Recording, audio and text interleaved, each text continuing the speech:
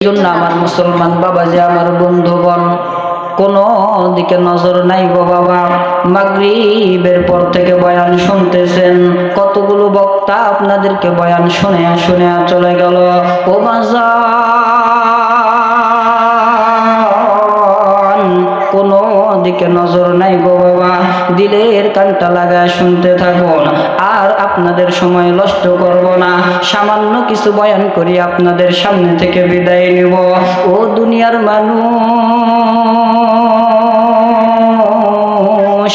আমার আল্লাহ পাক রব্বুল আলামিন ডাকতে বলে, ইন্নাল্লাযীনা আমানু ওয়া আমিলুস সালিহাতি কানাত লাহুম জান্নাতুল ফিরদাউসি নুজুলা। আমার উম্মতের ভেতরে যে আল্লাহর বান্দারা নামাজ আদায় করবে, রোজা করবে, এই বান্দাদেরকে আমি জান্নাতুল ফিরদাউসের ভেতরে ঢুকায়া দেব। আচ্ছা নাসি আজমাইন। সাদাকাল্লাহুল মাওলানাল আযীম। আলহামদুলিল্লাহ, সমস্ত প্রশংসা সেই মহান রব্বুল আলামিনের জন্য, যে আল্লাহ পাক রব্বুল আলামিন আমাদেরকে দয়া করে, মায়া করে, মেহেরবানি করে একটা দ্বীনি পরিবেশে আমাদেরকে আসার বসার, কিছু দ্বীনি কথাবার্তা শোনার তৌফিক দান করতেছেন। সেই মহান রব্বুল আলামিনের দরবারে আমরা শুকরিয়া জ্ঞাপন করি, সকলেই বলি আলহামদুলিল্লাহ। যিনি সরদারে দো আলম, সাইয়্যিদুল মুরসালিন, রাহমাতুল লিল আলামিন, খাতামুন নবিয়্যিন, যিনার সম্মানিত নাম মুহাম্মদুর রাসূলুল্লাহ, আমরা সকলেই বলি সাল্লাল্লাহু আলাইহি ওয়াসাল্লাম। আল্লাহ পাক রব্বুল আলামিন আমাদেরকে দুনিয়ার বুকে পাঠাইছেন আল্লাহ তাআলার গোলামি এবং দাসত্বগিরি করার জন্য। যেই ব্যক্তি আল্লাহ তাআলার গোলামি এবং দাসত্বগিরি করতে পারবে, এই ব্যক্তির জন্যই আল্লাহ তাআলা সুন্দর জান্নাতটা রাখছেন। আর যেই ব্যক্তি আল্লাহ তাআলার গোলামি এবং দাসত্বগিরি করতে পারবে না, এই ব্যক্তির জন্যই আমার আল্লাহ তাআলা জাহান্নাম সৃষ্টি করেছেন। ঠিক কিনা? আল্লাহ পাক রব্বুল আলামিন কোরআনুল কারীমের ভিতরে বলেছেন, যে ব্যক্তি নেকের কাজ করবে, আমলের কাজ করবে, আমলে সলেহা করবে, এই ব্যক্তিকে আমি আল্লাহ পাক রব্বুল আলামিন জান্নাত দান করব। আর যেই ব্যক্তি আমলে সলেহা করতে পারবে না, এই ব্যক্তিকে আমি আল্লাহ পাক রব্বুল আলামিন জাহান্নাম দান করব। এই বাবারা চুপ, কথা বলো কেন? কথা বলো না, চুপচাপ থাকো। এটা সরাই দাও, এত রেখে দাও। তো আল্লাহ পাক রব্বুল আলামিন কোরআনুল কারীমের ভিতরে বলেন, ঈমানের দাবিতে সত্যবাদী কারা? ঈমানের দাবিতে সত্যবাদী তারাই যারা আল্লাহ তাআলার কোরআনুল কারীমকে অনুসরণ করেছে এবং রাসূলুল্লাহ সাল্লাল্লাহু আলাইহি ওয়াসাল্লামের আদর্শ মেনে, হাদিসকে মেনে অনুসরণ করার চেষ্টা করেছে এবং 5 ওয়াক্ত নামাজ পড়েছে। এরাই হইতেছে কি? আমলে সলেহা ব্যক্তি, এরাই হইতেছে নেককার ব্যক্তি। আর এদের জন্যই আমার আল্লাহ তাআলা সুন্দর একটা জান্নাত সৃষ্টি করে রাখছেন। তো এই জান্নাতের ভেতরে যাইতে হলে আমল করার দরকার আছে না নাই বাবা? জোরে আওয়াজ দিয়ে বলেন, আছে না নাই?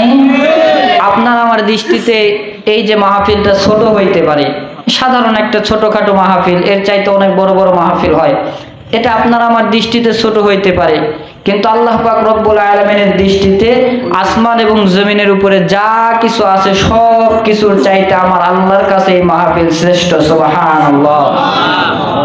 আপনার আমার দৃষ্টিতে ছোট, কিন্তু আল্লাহর দৃষ্টিতে বড়। এমনও তো হইতে পারে কিয়ামতের ময়দানে আল্লাহ তাআলা ডাক দিয়ে বলবে, ছোট্টখাট্ট একটা মাহফিলে আমার বান্দারা বসছিল, কোরআনুল কারীমের কথা শুনছে, হাদিস শরীফের কথা শুনছে, এই কথা অনুযায়ী নিজের জীবনটা পরিবর্তন করার চেষ্টা করেছে। এর বিনিময়ে আমি আল্লাহ পাক রব্বুল আলামিন তার জিন্দেগির সমস্ত গুনাহগুলোকে মাফ করে দিয়ে এই ব্যক্তিকে আমি আল্লাহ তাআলা জান্নাত দিয়ে দিলাম। সুবহানাল্লাহ। এমন হইতে পারে কি পারে না বাবা? আমরা এখানে বসে থাকে লাভ করছি না লস করছি? আমরা এখানে বসে কি বেজার না খুশি? আমরা এখানে বসে খুশি হয়েছি। অনেকেই বুঝতে পারে না। সবাই কি নেক কাজ করতে পারে? সবাই নেক কাজ করতে পারে না, কারণ আল্লাহ তাআলা তাদেরকে নেক কাজ করার সুযোগ করে দেন যারা আল্লাহ তাআলার কাছে বেশি অধিক পছন্দনীয় বান্দা। সুবহানাল্লাহ। এই জন্য আমরা এখানে বসে কেউ মন বেজার হব না। ছোট মাহফিল হইতে পারে, কিন্তু এর দ্বারা আমার নাজাতের ওসিলা হইতে পারে কি পারে না? আল্লাহ পাক রব্বুল আলামিন কোরআনুল কারীমের ভিতরে বলেন, ইয়া আইয়ুহাল্লাযীনা আমানু ইয়া আইয়ুহাল্লাযীনা আমানু ওয়া আমিলুস সালিহাতি কানাত লাহুম জান্নাতুল ফিরদাউসি নুজুলা খালিদিনা ফিহা লা ইয়াবগুনা আনহা হিওয়ালা।